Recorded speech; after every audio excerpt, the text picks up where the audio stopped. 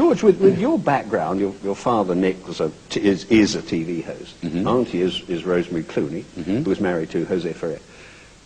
I mean, show business must have been inevitable for you.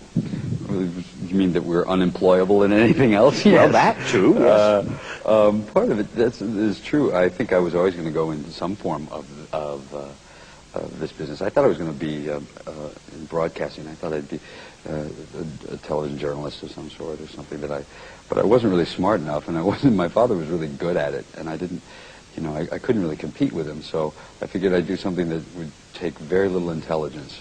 And I found it. What is more important? Is it acting ability or the impression you make as you walk through that door? Always the impression you make. There is a misconception that I think everyone has. I had when I moved to Los Angeles, which is talented people work and not talented people don't work. The truth of the matter is, anytime I walked in the door, there were 10 other actors there that would have done a better job than me. We're not selling acting ability when you walk in. You're selling confidence. That's what people are buying. You can feel them in the room. You walk in the room, there'll be 30 people sitting up against a wall, and they're there to make you a nervous wreck. And for the longest time, you know, I would come in and I'd be like, oh God, I just want them to like me. Just, you know, just don't hate me. And then eventually, you get it to the point where you go in and you go, I'm here to solve their problems. You know, I'm not going to worry about whether they like me or not. I'm here to solve their problems. And you change the tone in the room, and suddenly when you walk in, you are confident, and you are selling them. You know, you'll see it. Having now been on the other side when other people read, you can see it, you can feel it. You'll feel the best actor never get the job, ever, not once. I've never seen the best actor get the job. They'll come in and they'll go, hi, how you doing? Is it okay if I do this? And you'll see everybody sit there and go, God, that was a great job. And then you'll see some guy, not quite as good, come in and go, hi, how's it going? Am I reading with you? All right, great. Don't screw me up. I'm going to move this over here. And you'll feel everybody kind of sit up in their seat, you know. And you know they're going to get the job. They're going to get the job. Part of it is also what actors never realize is most people, directors, producers, are looking for a very specific type. Yeah. They know what they're looking for. And you're not going to change their mind. If they want a blonde surfer type, even if I do a great interview, and, you know, you'll go home, you go, I changed their mind. They want some kind of, you know, East Coast, dark-haired, graying kind of guy. But they don't. And that's you know, you'll talk yourself into a lot of things as an actor. And as you once said, I think you do have great TV hair, which is important. You have to have, and as do you, I think, and I'm... Oh, you're kind. Yeah, no, not really, really as nice as yours. No, yours is very nice. Is it true that you did 8 pilots for series that nobody wanted? I did 15 pilots altogether. Oh. I guess about 6 or 7 of them got picked up, and I did them as series. But you know, that's not even a bad record, really. Usually about 1 out of every 8 or 9 pilots will get picked up. So I was actually doing a little better than, for a while. Every show I did got picked up, and then I went through a disastrous period. Turn of the Killer Tomatoes. Yes, well, I figured that I shouldn't just corner the market on bad television. You did some bad films. I should do bad films as well. Yeah. But I mean, in that film, you delivered the deathless line. That's the bravest thing I've ever seen a vegetable do. Now, when you got to that line in the script, did you not pause and think, is this really serious work for a grown man? I was really proud of that line. Well, it's memorable. Oh, sure. Well, when you think about the kind of, you know, I had just come off of a series called Baby Talk, where the baby talks, and I'd gone to The Return of the Killer Tomatoes, where the tomatoes talk.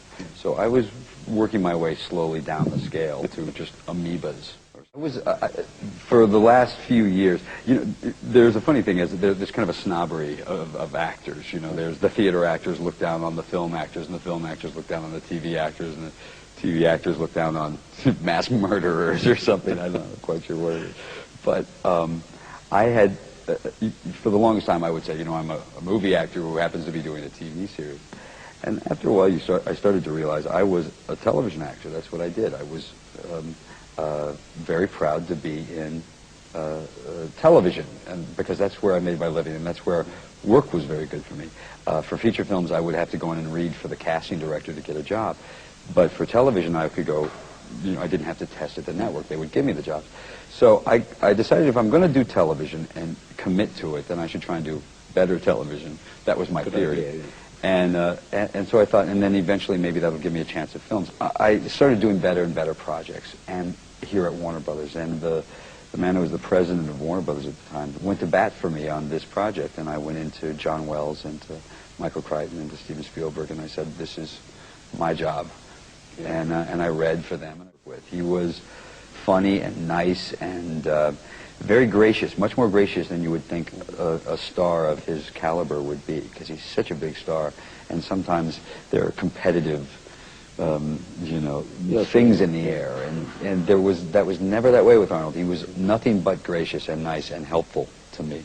So I was very lucky. But you sound as if you're still a little overawed by movie stars. Yeah, I still am. Yeah. I just met Clint Eastwood. He's on the lot here and walks around all the time. And it's funny, there is a difference between famous actors who I've met a lot of over the years and movie stars. And movie stars take your breath away when they walk. Clint Eastwood walks in the room and you go, whoa, that's Clint Eastwood. There is something, and there's no explaining it. And I'm in awe of that. I like where my career is at. I like what I do. When you think about it, I'm going to get a little bit of a run here. I'm going to get a chance at a film career. And as time goes on, you don't get to be in the public eye that much. People get sick of you. I get sick of me, and I like me. I'm one of my bigger fans, and I'm sick of me. So there's a period of time that you get, and then that's about it. And then you can have a couple of resurgence in your career. But for the most part, you really get a very kind of limited window. So my goal is to try and do as much work and try to do better work as you go. And for me to get better, too, I have a lot to learn. Did you at any point, when all the good things started happening, because it's all happened in the last 3 years, basically. Yes. Was there at any point there when you thought, hey, why me? I mean, why didn't all this happen to some other fellow? No, I always thought it should happen to me. It's funny, Steven Spielberg said precisely the same thing when I asked him the same question. Yeah. No, it's true.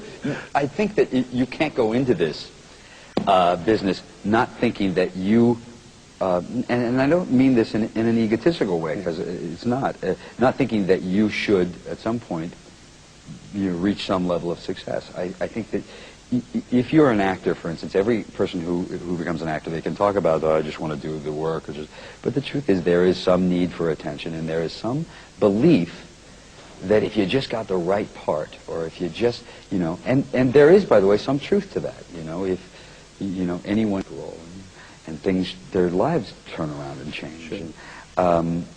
So if you don't have that hope, then I don't think you're really going to last long in this business. You don't sound as if you take it too seriously, which I think is good. I mean, seriously, but not solemnly. If you at any point take this part of it seriously, take yourself seriously in it, then I think you're making a really big mistake, because, boy, it just goes away so quickly. It just, there was a show here called This Is Your Life with Ralph Edwards, and we have. You have this again. And they would always bring out, Buster Keaton, and he'd be sitting there, like this. And they'd go, Buster, you owned all the studios, everybody kissed your ass, the world was your oyster, and then tragedy struck, and he and he can't talk, and you realize, because every single star that comes out there owned the studios and was the hero, and now can't get a guest shot on Baywatch, and you realize that... What a terrible thought. But it's true. Yeah. So what you have to understand is it's not a question of whether or not that tragedy is going to strike. It is. It's how you handle it, and if you're ready for it when it does. And that's all.